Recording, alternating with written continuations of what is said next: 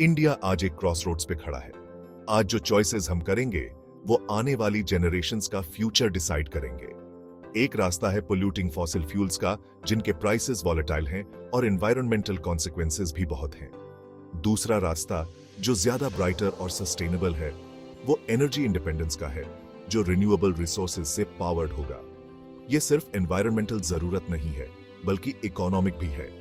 Renewable energy को अपनाकर India unprecedented economic growth unlock कर सकता है, लाखों न्यू जॉब्स क्रिएट कर सकता है और अपने सिटीजन्स की लाइव्स इंप्रूव कर सकता है।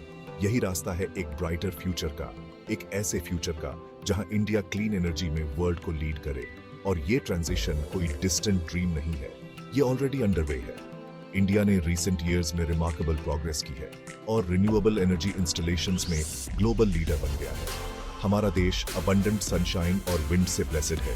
ये रिसोर्सेज बस यूज होने का वेट कर रहे हैं, सबके भले के लिए। Renewable energy sources fossil fuel से अलग कॉन्स्टेंटली नेचर द्वारा रिप्लेनिश होते रहते हैं। इसका मतलब है कि एक बार इनिशियल इंफ्रास्ट्रक्चर सेट हो जाए तो फिर जो एनर्जी ये प्रोवाइड करते हैं वो प्रैक्टिकली फ्री होती है। सोलर एनर्जी जो फोटोवोल्टिक पैनल से हार्नेस होती है, सनलाइट को डायरेक्टली इलेक्ट्रिसिटी में कन्वर्ट करती है। विंड एनर्जी जो विंड टर्बाइंस कैप्चर करते हैं, विंड की किनेटिक एनर्जी को यूजेबल पावर में ट्रांसफॉर्म करती है। ये clean energy sources polluting fossil fuels का एक पावरफुल ऑल्टरनेटिव है। ये कोई ग्रीन हाउस गैसेस एमिट नहीं करते, जिससे क्लाइमेट चेंज से कॉम्बैट करने और एयर क्वालिटी इंप्रूव करने में हेल्प मिलती है। ये इंडिया के लिए स्पेशली क्रूशियल है, जो एयर पोल्यूशन की सीरियस चैलेंजेस फेस कर रहा है। इंडिया में सोलर और विंड एनर्जी दोनों का ही इनॉर्मस पोटेंशियल है। यहाँ vast stretches of Sunny land हैं, जो लार्ज स्केल सोलर फार्म्स के लिए आइडियल हैं। इसी तरह देश का लॉन्ग कोस्ट लाइन और windy plains wind energy generate करने के लिए परफेक्ट लोकेशंस हैं। इस रिन्यूएबल एनर्जी को कैप्चर करने की टेक्नोलॉजी रेडिली अवेलेबल है और इंक्रीजिंगली अफोर्डेबल होती जा रही है। सोलर पैनल्स ज्यादा एफिशिएंट और प्रोड्यूस करने में लेस एक्सपेंसिव होते जा रहे हैं। विंड टर्बाइन टेक्नोलॉजी भी एडवांस कर रही है। नए मॉडल्स वाइंड एनर्जी को और इफेक्टिवली हार्नेस कर पा रहे हैं।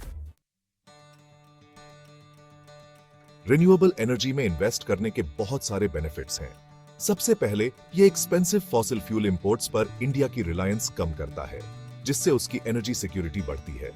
दूसरा, यह मैन्युफैक्चरिंग, इंस्टॉलेशन और रिन्यूएबल एनर्जी इंफ्रास्ट्रक्चर के मेंटेनेंस में बहुत सारे जॉब्स क्रिएट करता है। तीसरा, रिन्यूएबल एनर्जी प्रोजेक्ट्स अक्सर रूरल कम्युनिटीज को रिवाइटलाइज करते हैं, जिससे वहां मच नीडेड इन्वेस्टमेंट और एम्प्लॉयमेंट अपॉर्चुनिटीज आते हैं। और आखिर में क्लीन एनर्जी फ्यूचर की तरफ ट्रांजिशन करके इंडिया क्लाइमेट चेंज के खिलाफ फाइट में खुद को ग्लोबल लीडर की तरह पोजीशन कर सकता है। वैसे तो रिन्यूएबल एनर्जी के बेनिफिट्स अनडिनायबल हैं, लेकिन कुछ चैलेंजेस भी हैं जिन्हें ओवरकम करना होगा। रिन्यूएबल एनर्जी प्रोजेक्ट्स का इनिशियल इन्वेस्टमेंट कॉस्ट ज्यादा हो सकता है। साथ ही सोलर और विंड एनर्जी के इंटरमिटेंट नेचर की वजह से एनर्जी स्टोरेज और ग्रिड मैनेजमेंट के लिए इनोवेटिव सॉल्यूशंस की जरूरत होती है। लेकिन ये चैलेंजेस इनसरमाउंटेबल नहीं है।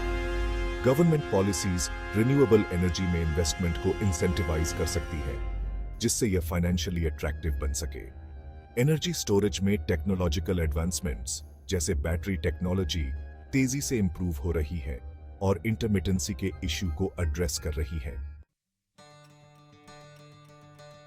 चॉइस बिल्कुल क्लियर है। रिन्यूएबल एनर्जी को अपनाकर इंडिया अपने सिटीजन्स के लिए एक सस्टेनेबल और प्रॉस्परस फ्यूचर सिक्योर कर सकता है। यह एक ऐसे फ्यूचर का सपना है जहां क्लीनर एयर हो, एनर्जी इंडिपेंडेंस हो और एक थ्राइविंग ग्रीन इकोनॉमी हो। यह सिर्फ एक सपना नहीं है, बल्कि एक टैंजिबल गोल है जो हमारे रीच में है। इसके लिए बोल्ड लीडरशिप, इनोवेटिव थिंकिंग और सभी स्टेक होल्डर्स की कलेक्टिव कमिटमेंट की जरूरत है। Now is the time for action. आइए हम सब मिलकर इंडिया के लिए एक ब्राइटर, क्लीनर फ्यूचर बनाएं, जो सन और विंड से पावर्ड हो।